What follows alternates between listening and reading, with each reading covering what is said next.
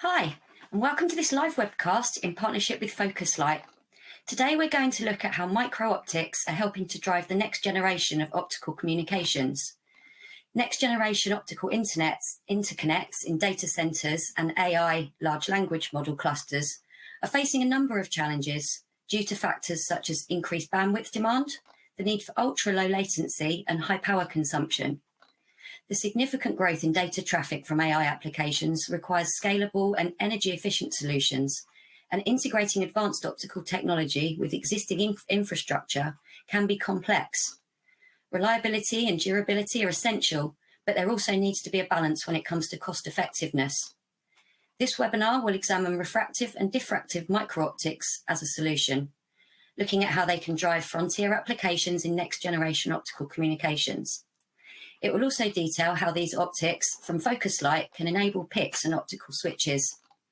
I'm Keely and I'll be your moderator today, and I'm very delighted to introduce our expert speaker, Dr. Wilfred Noel, Chief Scientist at Focuslight. In terms of our format, we'll have a presentation followed by a short Q&A discussion. Feel free to send us any questions that you have using the form on the left of your screen, and feel free to send them as they occur to you. You don't need to wait until the end. We'll read them out at the end. So without further ado, let's get started. Wilfred, the floor is yours.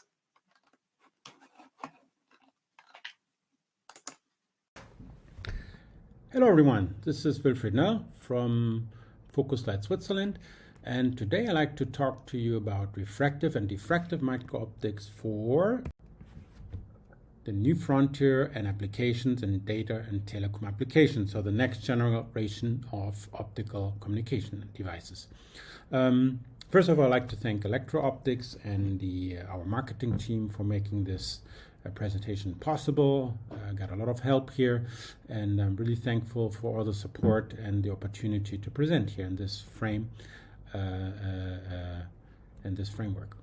And also thank you for the audience for dialing in, and I'm very happy to present to you now what this is all about. So first I will talk a little bit about Focuslight in general, our products, and then I will dive into all the particularities of the datacom market in particular, not so much the datacom market, telecom market, but mostly the datacom market, and what it means nowadays to be a supplier, and how we can support this technology run for the next generation. As I said, the Focuslight is a bigger group. We have different locations. Our headquarters are in Xi'an, and the main production is in Dongguan, close to Shenzhen. Then we have a facility in Dortmund, what used to be Limo, was integrated into the group 2017, and we are here in Switzerland, in Neuchâtel, in a beautiful location close to the lake. Always like to mention this, and we are what we used to be Zeus Micro-Optics, and became part of the Focuslight family earlier this year. A short disclaimer about what can be said, what should not be said, and what we are responsible for. Leaving the legal stuff behind, I like to talk about the products and businesses we are in. So like I said, we're basically a laser company, so our final product is typical laser, but we're also selling other things like subsystems and components depending on our clients' needs. So we start off with photon generation. These are all types of laser bars and laser assembly based on laser diodes. Then photon control is everything that you do to shape the light, to focus the light, to take it from A to B in a very highly efficient way. And of course, then when the systems are used then in all types of applications in the domain of automotive and healthcare and semiconductor equipment, of course. Talking about the laser diodes, we offer different materials as basis for laser diodes. Also, we just offer the substrate. If you want to build your own laser system, we offer the substrate. Then we do the assembly of different laser diodes with fibers. Then it can be combined with optics here, and special light shaping devices. This is for hair removal and medical lasers. And of course, here we have the high power lasers for with multiple bars combined with special optics made in-house for the for all types of high power applications. And for automotive, we offer a lot in the LiDAR domain. So we do a lot of flash and line generators and emitters mostly, and based on VCSELs typically, with really high power for very high efficient LiDAR system. The other application in automotive is all types of collimators for the LEDs and the light sources or laser sources. And here we do also do diffusers and headlamps. So we're making actually micro-optics based headlamps for extremely small headlamps that have the size of a small chocolate bar and very compact, loved by the designers, based on micro-optics and very reliable technology. In the semiconductor business, we are working mostly on these line lasers for annealing systems, and we can do all types of or lift-off lasers. So that means we're doing these typical lasers to post-processing, most in the back end, or some in process for special processes in the semiconductor business and display business. And in the medical, we do these hair removal or special type of illumination systems to change the properties of your skin and what's below. And this is typically to rejuvenate the skin or to remove hair or to remove tattoos, or here it's what they call body sculpting, so that basically they can work on the on what is below your skin.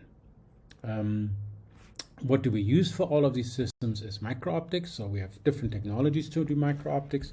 So here you see the etched micro-optics that we do in Switzerland, with and without pinholes, diffractive and refractive. I will go into detail later. Then in our German facility in Dortmund, we have all types of doing front and backside processing of very high A spheres and special A spheres. And then again, back to Switzerland, we have this imprint micro-optics. So we use a polymer layer on top of a glass layer that is then stamped with a PDMS stamp to get to a certain shape. And of course, we can combine this into lens arrays, very large arrays, actually up to tens of centimeters in size. And then we can also make little microprisms. And then, of course, we offer the coating. And then we have another technology that's very complementary to the more wafer level and classical technologies, is the precision molded optics, where you can use special glasses with high index, high refractive index, and it can be pressed into shape of A spheres, for example. So looking at these four technologies a little bit in parallel and in how they can be combined or how they supplement each other in the application.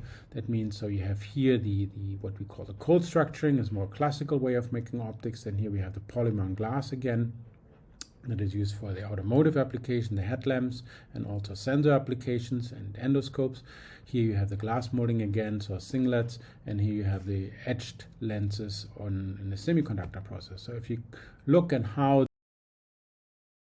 they are, what their specialties are and what their differences are, you see, if you look here, in the cold structuring, we are material agnostic, so we can use any type of, more or less any type of material that can be processed with classical machining, even down to calcium fluoride, which is extremely brittle and difficult to do. So more standard is fused silicon, and other high index materials.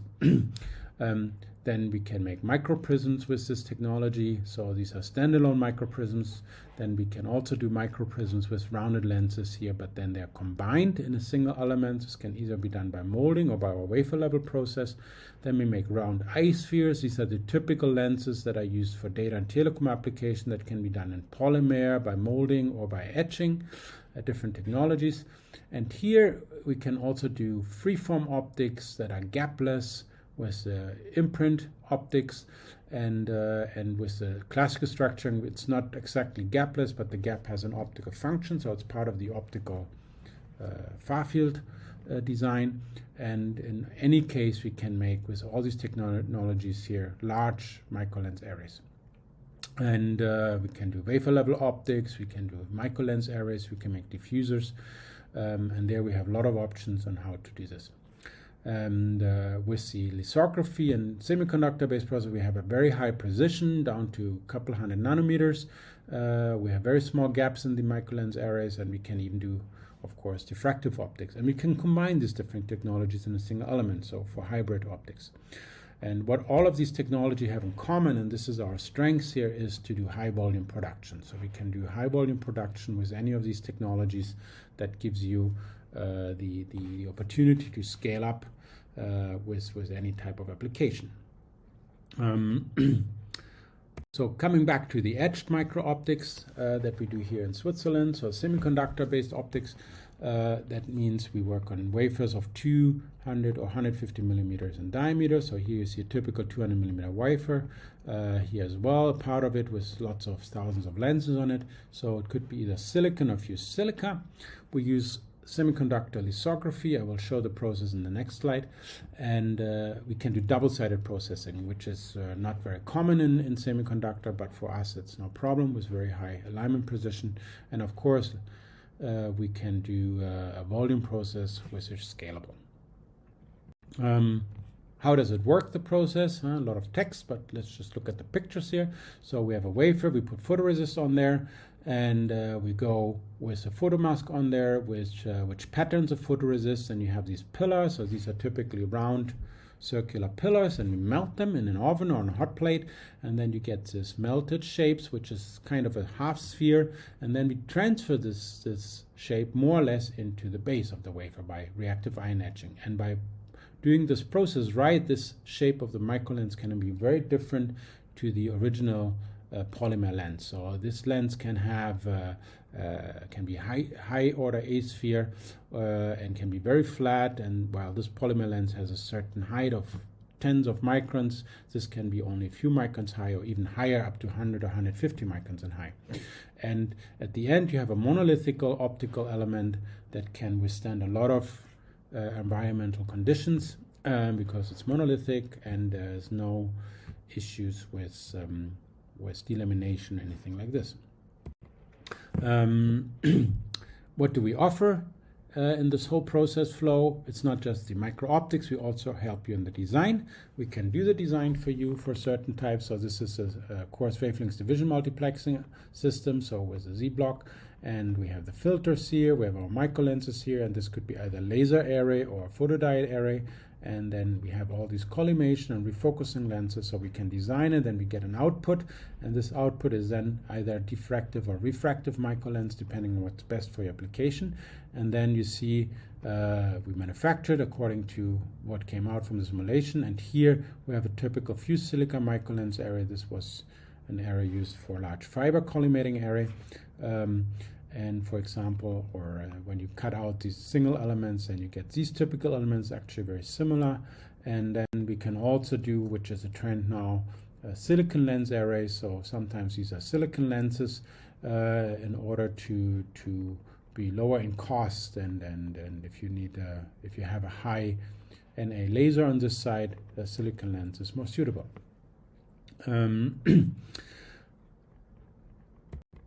In the optical design, we use different optical tools. So we use like ZMAX, photon engineering Fred, Virtual Lab from Lighttrans or MATLAB, our own code, a little bit of Python code. And of course, this is a typical illumination optics. And then down here you have physical optics, and here you have field tracing. So we can really simulate all different types of configurations with different tools. And we have a lot of optical designers that are specialized, have been doing this for many years, that can help you to find very quickly nice solutions. Output is again aspherical microlenses or microlens arrays that are then adapted to your application. So down here you have typical telecom microlens arrays for large channel counts, and here typical fiber array collimation. Here you have these larger collimators for long distance coupling or coarse wavelengths division multiplexing, and you can also have singlets for fiber to laser coupling, for example. And talking about data and telecom now, what are actually the differences between data and telecom? So you have telecom for long distances, so between 100 and 800 kilometer and beyond. And then you have the datacom, which is typically the 10 kilometers or less. So then you still have this edge, they call it, or the axis, which is in between these two, which is kind of still overlapping between data and telecom these days. So telecom is pushing towards the datacom, and datacom wants to reach out further into the telecom domain. So this is a highly regarded market now. The datacom wants to get more of the telecom share, and the telecom because of the higher margins, and the telecom likes to do the higher volume and the datacom share. So what is the main difference, of course, is that in telecom you use coherent, so you use the phase of the light, you work typically at 1550, you work with dense wavelength multiplexing, you have hundreds of wavelengths there, 256 and more. So you have wavelength selective switches, you have all these switches and interconnects, all single mode. Whereas in the datacom on the short reach, so below 2 surrounding meters, you have VCSEL-based multimode fibers with intensity modulation, and then you have this domain at 1310 for single mode fibers. This is typically from a few hundred micrometers to a few hundred meters to let's say 2, maybe 10 kilometers. This is single mode fibers with coarse wavelength emission multiplexing, high data rates, 100 gig to 800 gigs these days, with edge emitting lasers, and still use directly modulated lasers. But what's coming now is kind of something new.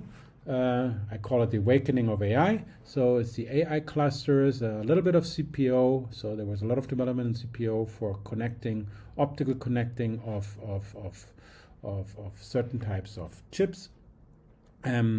Like Broadcom and other companies offering very nice CPO system, but it will take some time for their full deployment. So, but where the real pull is coming from is now from the AI and large language modules clusters.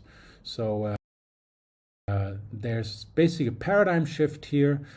So using a lot of focus on these new technologies here, like silicon photonics, LPO, so linear pluggable optics, and retiming and CPO a bit. And VCSELs are still in the run for this, not at 1310, but at 850. So it's still to be seen which laser technology will make it in this market. I will talk about that later. But what is the most promising technology and is already being deployed heavily is photonic integrated circuits, so either based on silicon photonics or indium phosphide, or a hybrid combination of the two on a single substrate. So there is still the debate about what is better, AI or non-AI transceivers. So according to this study from Light Counting, the non-AI is still larger than the AI transceiver business in terms of market volume, in terms of sales. Also, the most pull of the transceivers lately was from NVIDIA and other AI clusters. So that means it will flatten in the next 2 to 3 years a bit, but the volume will still be nice and high. So when you look at the different demands, so in the non-AI, you can survive with 100G, 200G, and 800G slowly penetrating the market, and 1.6 tera will come eventually, whereas for AI, for example, at Google, so the 800G is almost necessary to go there, and 1.6 tera is already at the horizon with first configurations. So, and the requirements for these optical transceivers are very, very high. So in terms of reliability and loss. But what is a data center? So the data center is where all of your personal data, your cloud data is stored, and where everything from the internet is stored. Is stored in the data center. That means when you want to access this, you have this, what it's called the egress, or basically the interface to the outside world from the data center. It's just a little bit of data. So you have a little bit of data you feed in, and then all the magic takes place in the data center internally with a lot of data. So they know where you are, they know what's around you, they know what you're looking for, they know what your history is. So all of this data that is stored from your cookies on your computer and your browsers is then processed, and then you get a custom-made personalized answer back typically. And all these algorithms are based on in the past some statistical or other algorithms, but now more and more in AI-based systems, and so there's a lot of calculation going on in the data center and data treatment before it gets back out. So you have these huge data centers with a lot of storage space, and you have these transceiver modules here which have a lot of integrated optics in there, and there's not just one transceiver, so there are thousands of transceivers or even millions now with the AI coming, and these transceivers contain different types of technology to realize the 800 gig or more. And just a little background. So originally they were all copper cables connecting these different racks, and they were replaced by multimode fibers. They could go up to 100 gig, maybe 100 gigabit, maybe not 200 gigabit, but they're slowly changing now from multimode fibers to 1310, as shown in the previous slide, and silicon photonics and micro optics that is in there is the enabler for this single mode fiber technology. So if you look at AI and large language module clusters, there are different architectures. So the two main ones in the Western world at least are NVIDIA and Google. So Google has these optical cross connectors or cross circuit switches, optical circuit switches based technology, whereas NVIDIA has this NVLink technology, which is on the chip level and the board level it's all copper, and on the rack it's all copper, and then when you get out of the rack it's all optical. Whereas with Google it's much more optics and a lot of more optical transceivers. So that means both of these technologies, they draw a lot of or pull a lot of transceiver technology into their facilities. So looking a little bit at the differences. So let's start with Google first. So the optical circuit switches or optical cross connectors, how they used to be called, they allow for very flexible and heterogeneous networks. I will show that in more detail in another slide, and they can basically live with different generation of transceivers in the same network. And CPO is not yet used here because of the interoperability of CPO with other transceiver technologies. NVIDIA has the strongest pole, of course. They have the rack-to-rack, the switches, transceivers, is InfiniBand. So this is an end-to-end solution from NVIDIA. They need very high data rates, 800 gigabits and per second and higher. They need systems with very low power consumption, so 5 picojoule. Used to be, let's go for 1 picojoule, but now they're happy if they get less than 5 picojoule per bit. And the failure rate is still a challenge for the lasers to be very low. So that means there are diversity of solutions to generate 800 gig and more. And that means there are different optics realizing these interconnects.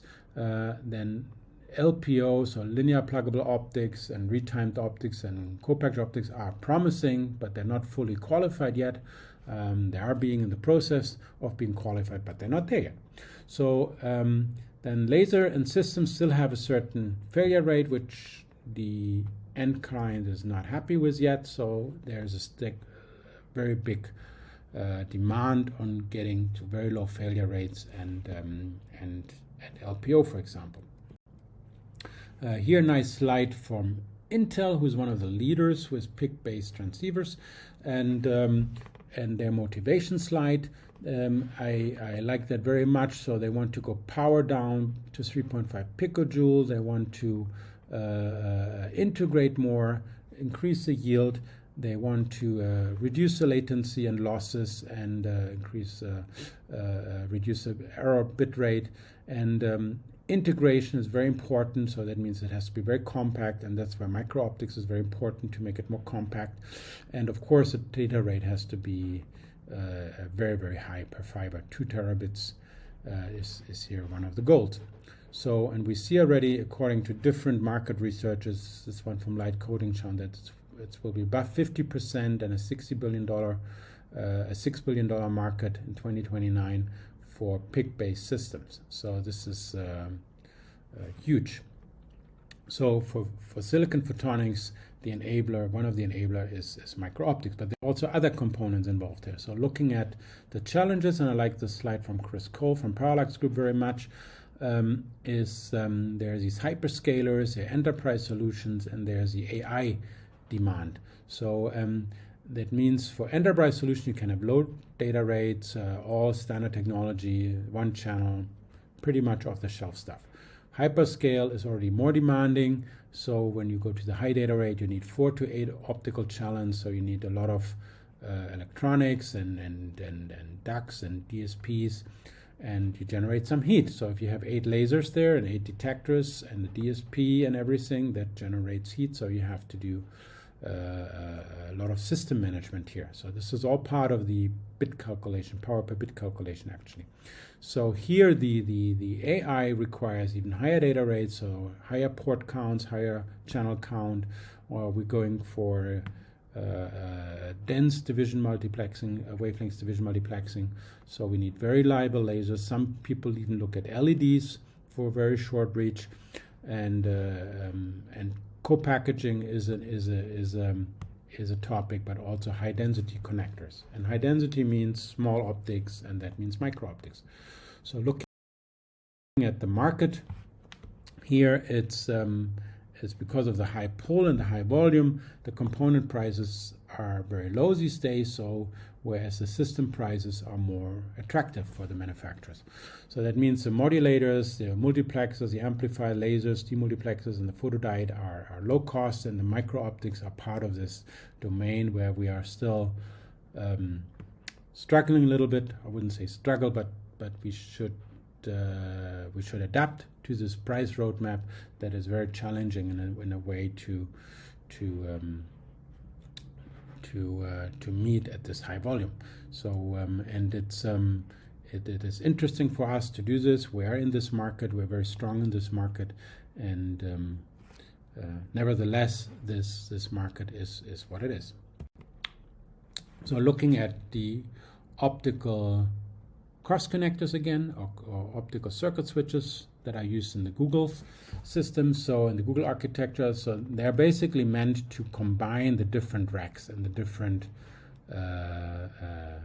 rack generations or different data transfer generations. So they can transfer data from an 800 gig system to 400, so all through this optical circuit switch. That means you can really switch between these different racks, and this is very powerful. So Google announced at OFC that they have deployed already 30,000 of these optical cross circuit switches, and if you look what is in there, so there's a lot of photonics in there.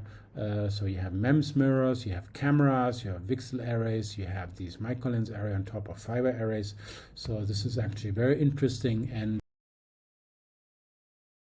micro optics is of course an enabler for these type of technologies, and can be used at different locations in this in these systems. So in particular, we would like to strengthen that our microlens could be used for these large lens arrays. So these are lens arrays that are already used in fiber connectors and in large count fiber array units.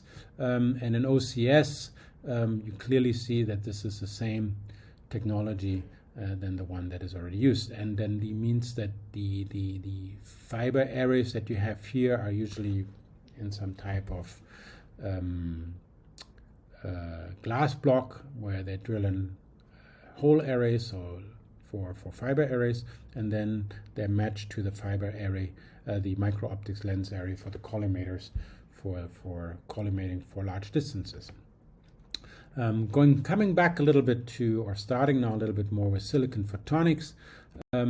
So here again, a different way of looking at data and telecom. You see down here the distances. So it's a nice slide from Yole report, from a Yole report. Here down here you have the different speeds of different distances and different data rate speeds eventually of the different interconnects.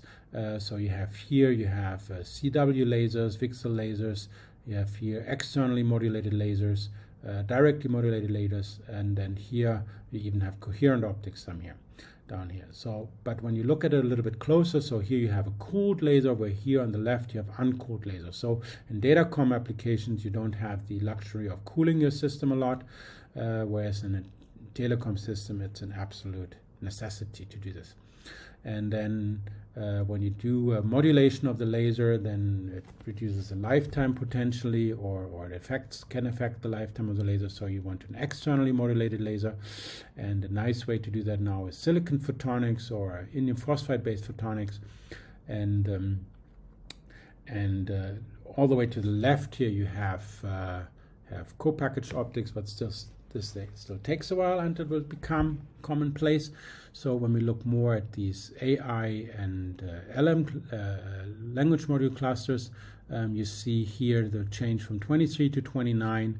You will have a larger portion of the modulation done by silicon photonics, and it will be even stronger in this area for the excess area. So at down to between 300 and 500 meters. So to the left here, that could still be done actually with VCSELs up to 200 gig.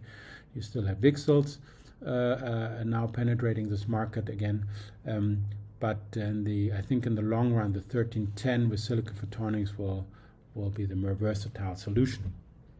And so that means silicon photonics is strongly growing. It's a multi-billion-dollar market, and micro-optics is an enabler there. So where's micro-optics used? So here you have a classical CWM design, and here you have a silicon photonics-based design. So you need all the silicon micro lenses at the output of the waveguide arrays in order to couple either to the laser or to a fiber array, or maybe not to a photodetector array that's usually integrated. So the silicon photonics offers typically the detector as well as the modulator, and the lasers are except for what is TowerJazz and Intel proposing, is usually externally, where Intel has it fully integrated, and there's a lot of development and the foundries for heterogeneous integration. So Intel has clearly done that from the beginning, whereas others are still looking at different ways of doing this. So here we sell singlets and lens arrays, and that means depending on how you configure and how you assemble, we can offer very small singlets of less than 600 microns in size to lens arrays with a classical pitch of 750 or 500 microns. So we work with two materials here. We work with fused silica, which is typically used in combination with fiber arrays and low NA systems. And then we have the PIC or laser diode, where we typically use silicon lenses because of the high numerical aperture of the output here. So in the end, you can have the same beam diameter, so you can match the silicon photonics or laser diode with your fiber optics. And then you can even put an isolator in between. I show that in a minute. So fused silica has the advantage of basically no more dispersion in the near infrared, has very low CTE, so it's perfectly matched to the requirements of a fiber array, which has also no dispersion, no CTE or low CTE. And we can work with very thin to very thick wafers, where silicon has the option of being very thin lens, so it's very compact, can handle the high numerical aperture because of their higher refractive index. They're both wafer level and high uniformity.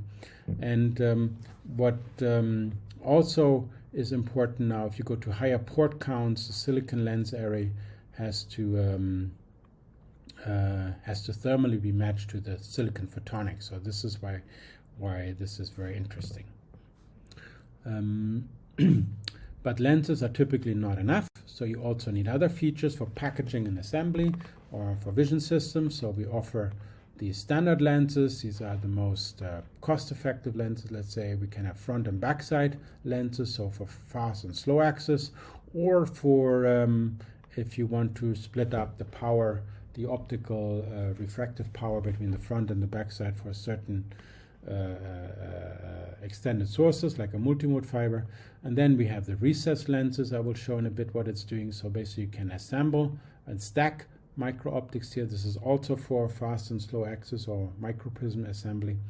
Then we have these glue stops here, glue pockets, and also on the back side. And we have trenches that can also have an optical function where the beam should expand through. And these fiducials are of course good for vision systems for very high precision alignment. So we offer all of these in high volume. All of these products exist. There's nothing here that we don't do every day. So looking at how our micro lenses are used in a system. So here you can have a laser diode or a silicon photonics PIC. Then you have these glass beads here integrated in the glue that define the distance. And then this is a typical silicon lens mounted to a PIC or laser diode. Then it's collimated, and then we offer the opposite lens as well, the matching lens that couples light into the fiber.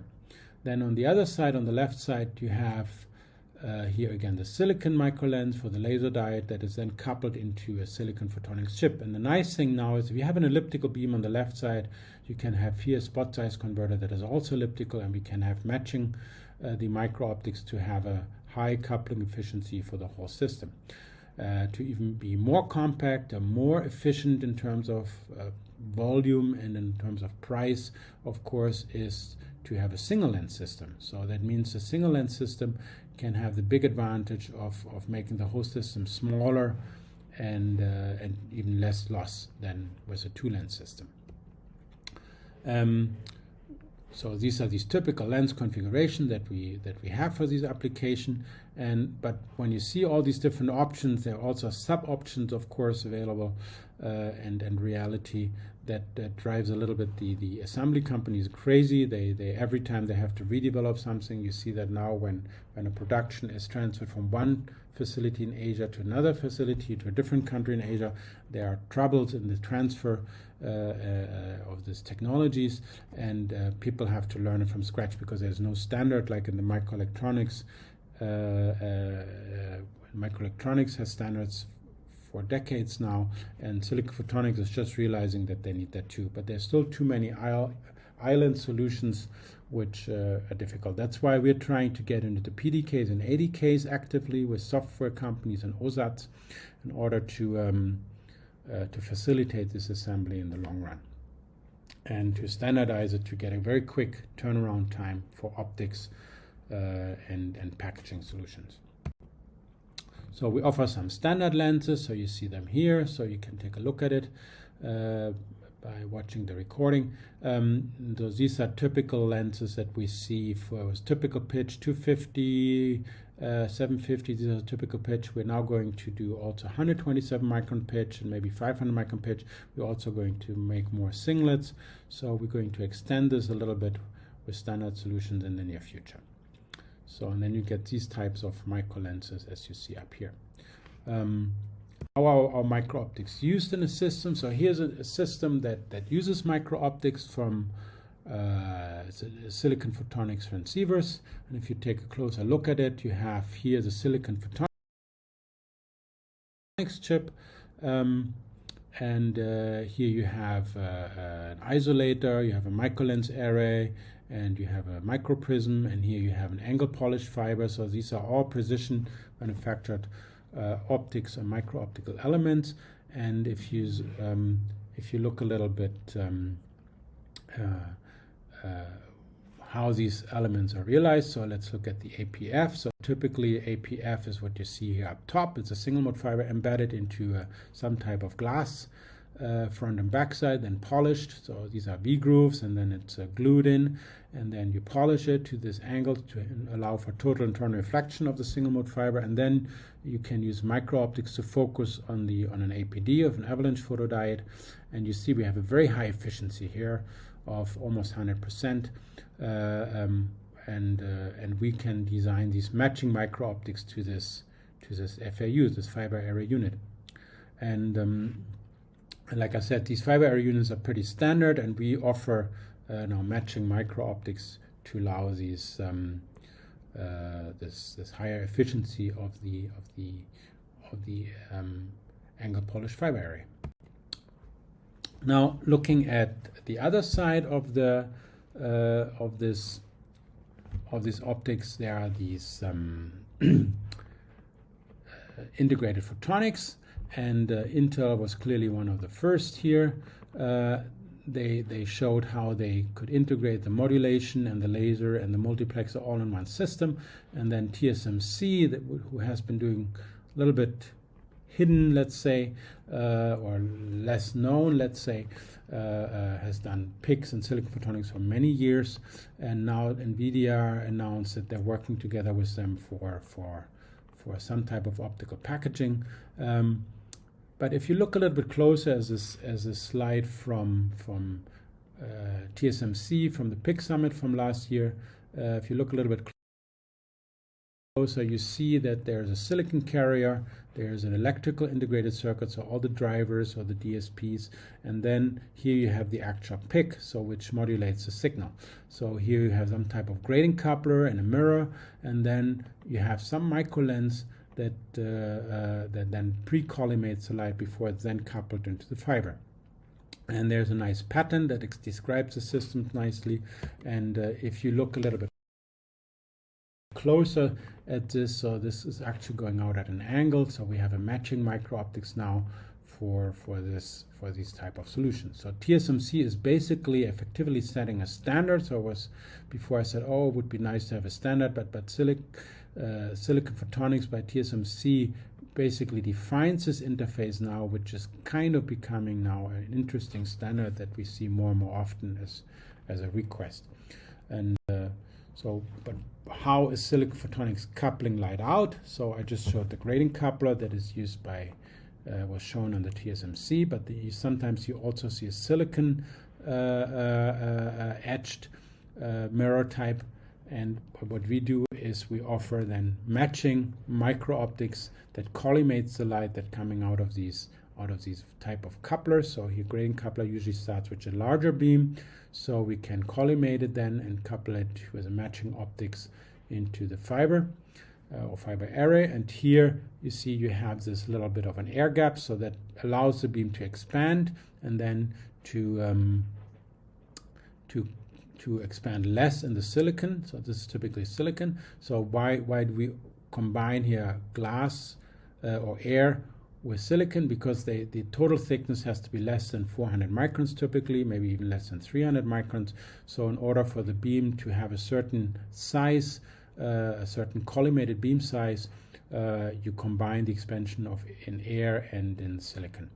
And why do you need a certain collimated size? Because you want to couple to the next element, which is typically a couple millimeters away. And if the beam is too small, then the beam expands too much and the coupling efficiency is inefficient. So a sweet spot was found around 50 to 70 microns. Around 60 microns is a nice collimated beam size for these 1 to 2 millimeter coupling distances. And for longer distances, of course, you can go bigger. So this 50 to 60 micron beam size also fits well with the 127 micrometer pitch that everybody's aiming at now. So actually in telecoms, this has been standard for many, many years. So all the telecom products that we've been selling for years were at 127 micron pitch and a typical beam diameter around 60 microns. So now Datacom is doing the same and successfully using these type of technologies to couple light into fiber array. But you don't want the fiber array up there, you want to have it at an angle, so you need to somehow put a prism there, and one way to do that is to either integrate it in the connector or to integrate it directly with the micro lens. So here in this case, the micro lens can be recessed and the micro prism fits snugly on top there, so you can have an isolator here attached to the prism, and down here you have some type of PIC or laser diode or APD, and then you have glue pockets here or glue stops, and you have the beam expansion again in the air and less in the silicon, and then you can refocus and match to the single mode fiber. So, but we want to increase the level of integration even more further, in a sense that we want to fully integrate the prism to the silicon chip. in this case, we create a mirror inside the silicon, a total internal reflective mirror. So like here you have total internal reflection, and there's a microlens there as well. So it's all fully integrated. And then you can have here on the right side, or on the flat side, you can have a laser diode, or you can have a PIC, or you can have, in this case, a single mode fiber. And the mirror is 45 degrees and flat, and is based on a MEMS process, so it's easily manufacturable in large scale. That means on the fiber side we have a nice solution, but for the PIC side there's also a solution available, where the PIC is either, or the waveguide is either at the edge of the wafer or before singulation of the wafer. It's actually part of a trench. So now the idea is, of course, to integrate the prism into the trench already, so chip to wafer level or something like this, or maybe cut here later. So that means the PIC and this offers, and the integrated prism with the microlens can offer a more integrated solution, which would be pretty cool to do in the future.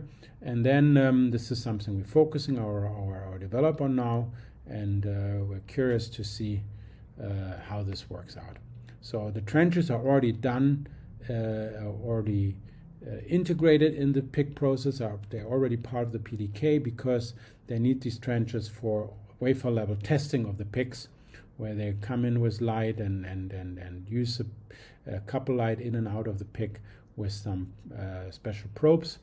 And of course it can also work afterwards, after the dicing already. So we've seen both applications of our prisms. Then looking at other ways to collimate light. So here we can use our diffractive optics. So here we have a DOE lens. So this is a lens that is based on multiple levels, but still very flat. So these levels are less than a few hundred nanometers in height. So the full height is less than a micron for 1550 nanometers. The nice thing about a diffractive optic lens, it can be off axis. It can be 100% fill factor. So we use a stepper technology to do that. It can be biconic. That means it can have a different rock and conic in the different directions. So you basically can have a free-form lens squeezed into a DOE. So this is very practical for very special solutions. Here we can show you some details about the technology that we use. So it's stepper based. So we have very small minimum feature sizes of around less than 500 nanometers. Can go down to 350 or maybe even 250 nanometers. We can go up to 16 levels, from binary up to 16 levels. We work on 8-inch wafers typically here. Both fused silica and silicon for the near-infrared applications. So you see here the nice 16 levels and the diffraction efficiency of 96% for this particular lens was measured by our client. And you see when you come to our booth, you see these shiny wafers where we have these gratings that you see here, these blaze gratings, and they're very efficient and very versatile in the design. But the main reason this is used is to have off-axis optics. So in order to, like I said before, some type of almost freeform or partial lens. So this cannot be done with a reflow process I showed earlier. So this has to be done with some specially designed optics, and then it can be shifted and off-axis, and the beam goes through the center of this geometrical center, but is then shifted an angle to the side. So this is very useful if you come at an angle into your fiber array unit, or if you want to do if you have a grading array and want to do an optical phase array and tune by steering the beam. So you want to have the beam coming out at a certain angle here, and by tuning the phase here of each waveguide and recombining the beams here, you can basically steer the wavefront and hence the direction of the beam. So I'd like to give a little last overview. So here the overview is that you have a microlens array, protruding lenses, either infused silicon, You have the recessed micro lenses that you can assemble. You have all these special packaging features and fiducials and glue stops made specifically for PICs. Then we have the integrated microprism I just talked about, and of course we offer also metallization like gold tin, very thin, in order to package this easily. To summarize, so we make all types of micro-optics with different technologies in-house, all high volume compatible, highly producible sub-micrometer precision. We offer quick solutions and precise solutions with our technologies. But what's missing actually is in the industry is the off-the-shelf optics for the large scale emerging PIC solutions, and this is not being integrated in the 80K and the PDK. There's no real standard yet. There's a little bit of a standard developing for certain types of lenses. That means for high volumes, but for packaging there's still no real standard. And with this, I'd like to thank you for your time and your attention, and hope to see you again. And I'm open to questions. Thank you very much.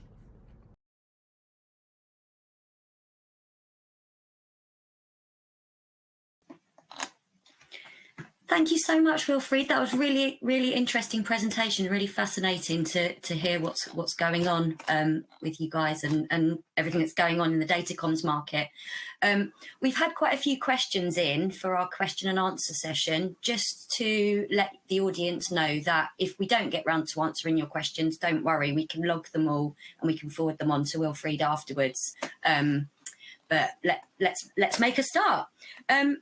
So the first question we've had is, can your micro-optics be used to create photonics-based accelerators for neural network computations, such as accelerators using light to perform large-scale matrix operations? Over to you. Yes, very interesting question. Actually, our founder, Reinhard Völker, the founder of the company, did that in his PhD work in the 1990s, 1980s, maybe even. So this is a very old concept using, this is actually why he worked on micro-optics in the first place. So the old question about optical computing. So the problem is still you need very, very large arrays. So people tend to do that now, like Ipronics and other companies, trying to do that now with integrated optics to have a large port count or large counts of channels for a neural network.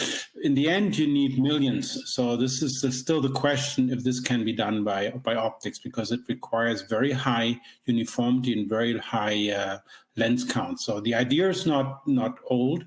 It's not that new, let's say. The realization is very tricky, and it's not very cost effective nowadays. Still, even so, we can make lenses very inexpensive, but the sheer number you would need for an official neural network is just overwhelming. So, and you can't, the problem with optics is you can't make it arbitrarily small. Like with electronics, you can go to a few nanometers now, but with an optics, you're always limited by the diffraction limit of the light, so you can't go arbitrarily small. I hope that answers your question. That was was a good question, actually. Next one. Thank you for the question. Another question we've got is, could you recall what the drivers are for the 1320 to 1550 shift?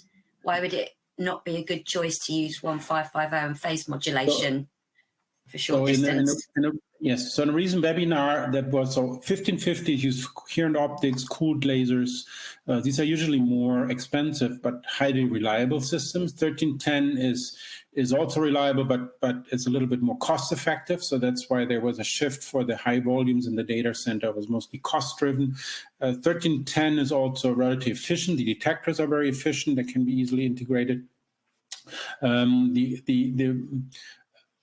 Then the fibers perform a little bit different between 1550 and 1310. That could be a reason.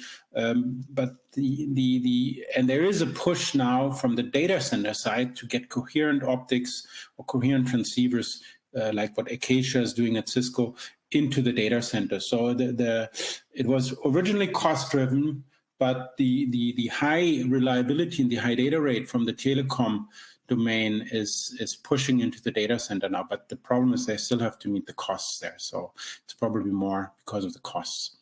But it's an excellent question. Recently, this was just a few months ago at OFC as well.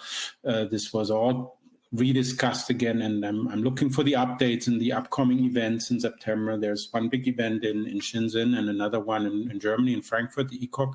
So this will be certainly discussed there, and it's always a good thing to go to the ramp session at these events where this is discussed very controversially. Thank you for the question. Thank you very much. Somebody has asked how... Just to mention this, so most of our lenses have broadband coatings, actually. They can be used at 1310 and at 1550. So we don't always know at which wavelengths our clients use the lenses. So we have a lot of clients who say, oh, please make it broadband. So that means from 1260 to 1610. Less than 0.5% reflection. So we don't always know in which wavelengths our client are using these lenses. So we offer these broadband coatings for the datacom and telecom alike. Okay, fantastic. Thank you. Someone's asked how temperature variations may affect the accuracy of angles. So yeah, this is why we still have a lot of clients who prefer fused silica because it's much more stable, especially for telecom applications. So most of our telecom application for wavelength selector switches, they like fused silica because it's less prone to temperature-induced variations of the system level. On the other hand, I think if it's telecom, these systems are also temperature stabilized, whereas in datacom, people tend to adapt or accept to higher losses. So 3 to 5 dB is not unheard of in datacom applications. So when you have a little bit of dispersion shift because of temperature variations, they kind of live with it in order to keep the costs down. So yeah, this is also a good question. Very interesting. Yeah. So there are effects. You're right, and depends on the system performance required by the vendor or by the application, or what they can accept in terms of loss and whatnot. But again, I showed that in one of my slides. The trend is definitely going towards lower, less energy per bit. And these questions will be asked again now, which were a little bit neglected over the last few years, but they're coming all back now, how to get a high efficient and low power system. And that's where we have a lot of requirements now on our micro optics to make this coupling efficiency very high, to get very efficient systems. And this is all to get and any type of variation because of temperature variation has to be taken into account on a system level. Okay, brilliant. Thank you. And there's a question about standards. Someone's asked, what do you think is required for a standard to be effectively created? Yes, so this is a good point. I mentioned that in one of my slides. So when you go to the packaging events from the OSATs or also machine makers like I'm not allowed maybe to say those, Ficantech, Amica, and those companies, they're not very happy that there's no standard. So we actually see that now from one of our clients has changed their facility location from one location to another. They have new people working on the assembly. And since there's no standard, there's no education on how to assemble in micro optics, they have to do it from scratch. So redevelop assembly almost from scratch, they have issues. So that means a standard would help a lot, especially so there's a real pull now from the market to get transceivers out quickly. And our take on this is to get into the PDKs and ADKs. So these are the process development kits and assembly development kits to get our optics into these kits, because usually if you have a PDK that's just for the PIC, just for the laser, doesn't look at the optics, the assembly kit just looks at how to assemble a laser on a substrate, but the optics are in between. And the optics are not part of any design kit as far as we know. We've been talking to many developers in the design kit, ADKs and PDK domain, and they say, no, micro optics are not in there. And we're trying to push this now more and more. We have very good contacts in this community now. We talk to OSATs, we're talking to the software makers. And this can only, and like I said, in microelectronics, this has been a standard for decades. And in this community in photonics, there's no standard at all. It's like the French say, it's bricolage. It's just try to make it work as fast as possible, and then you have to requalify. The problem is not to get it working. The problem is it qualified or not? And then, so every new process has to be fully qualified by the end client, and this is a hassle and it takes time. So when you look at Andy Bechtolsheimer's talk about how long it takes to qualify an 800 gig transceiver, there would be workarounds, I think, if there would be more standards in place. Fantastic, thank you. And you mentioned the packaging.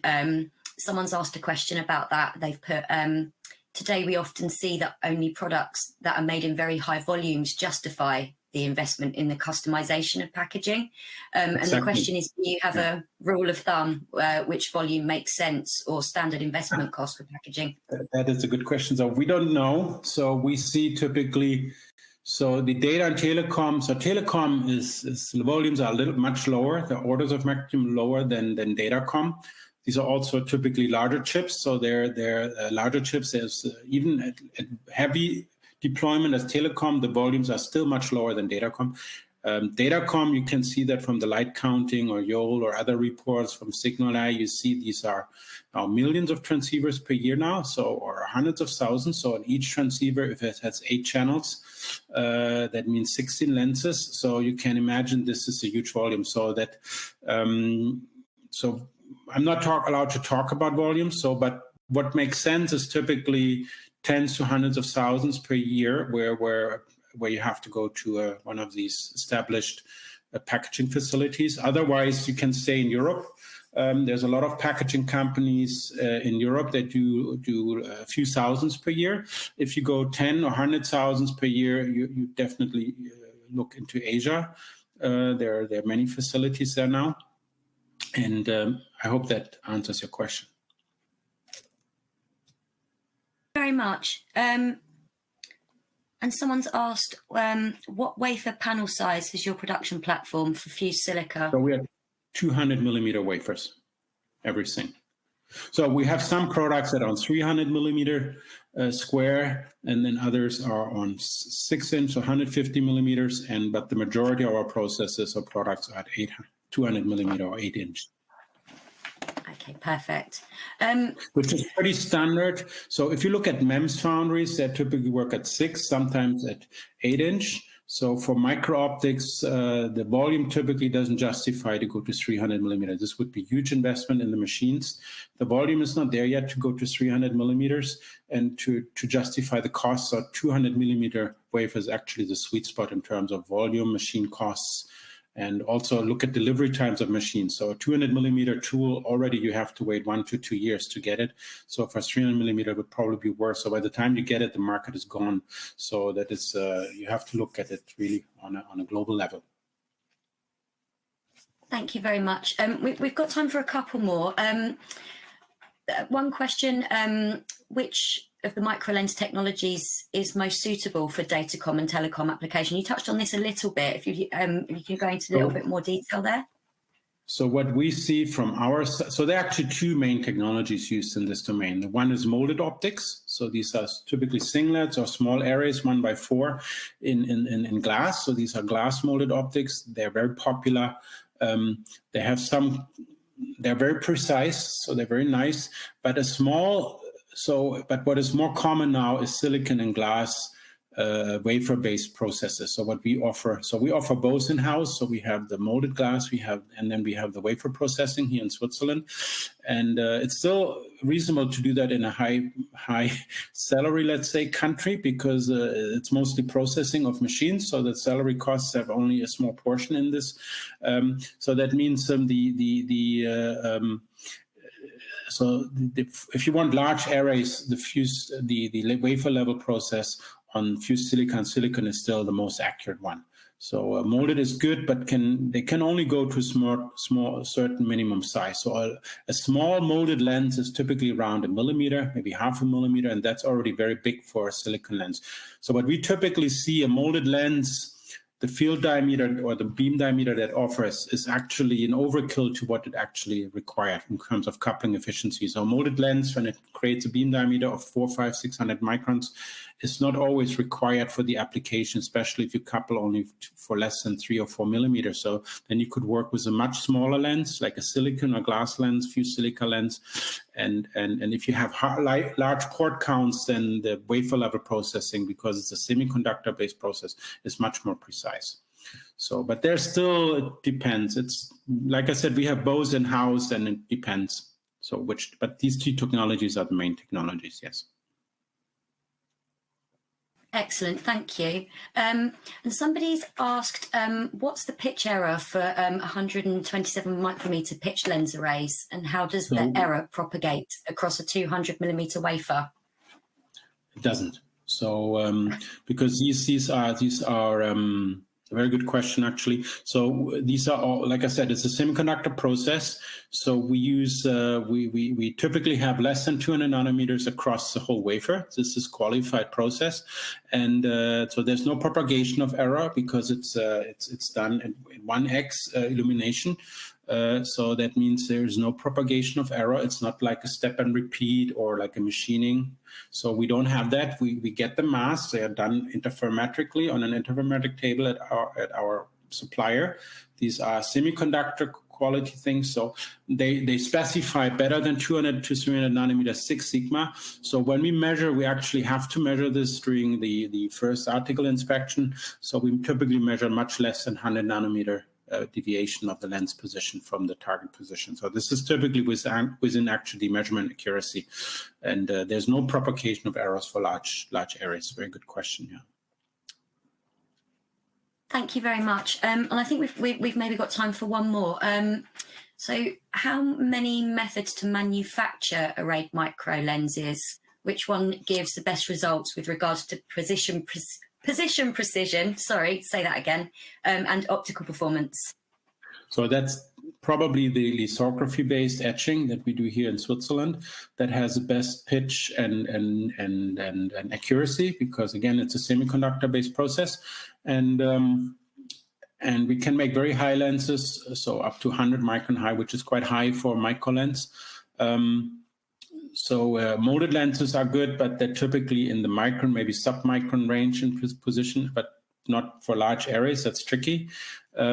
So and then for we also have these cylindrical lens arrays that I didn't talk about today. So they can also be made very precise with sub-micrometer precision, also across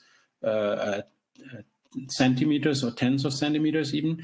So I didn't talk about the cylindrical lens arrays at all that have very high accuracy, so pitch accuracy or position. So when the requirements are very high, it's usually the etching process with the semiconductor-based lithography process with the reflow. So also I showed in the last slides, I showed the diffractive micro-optics. So these are actually for very large port counts. So we can't really show who the client is, but this is for a telecom application. But these are for very, very high ports. These are done with a stepper. So the accuracy there is in a few nanometers, the position. This is absolutely incredible. So this is all confirmed by our clients. They do a lot of testing there, and they're very happy with the results.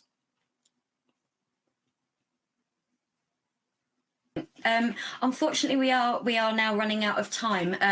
So that brings us to the end of today's webcast. But please don't worry, as I say, if your question wasn't answered, we will log them, we'll send them on. So Wilfried, if you don't mind answering them maybe at a later date, that would be great. But thank you so much for your time. And the webcast will remain on the Electro-Optics website for the next 12 months on demand. So that's www.electrooptics.com.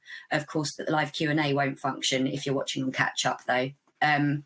So all that remains for me to do is to thank again Wilfried for the fantastic presentation and for spending so long answering all the questions that were sent in. Thank you to our sponsor, Focuslight. Thanks to the Europa Science production team working in the background, and a massive thank you to everyone who's tuned in and engaged with the webcast. It's been really great to have you all. Thank you so much. Bye. Thank you, everyone. Bye-bye.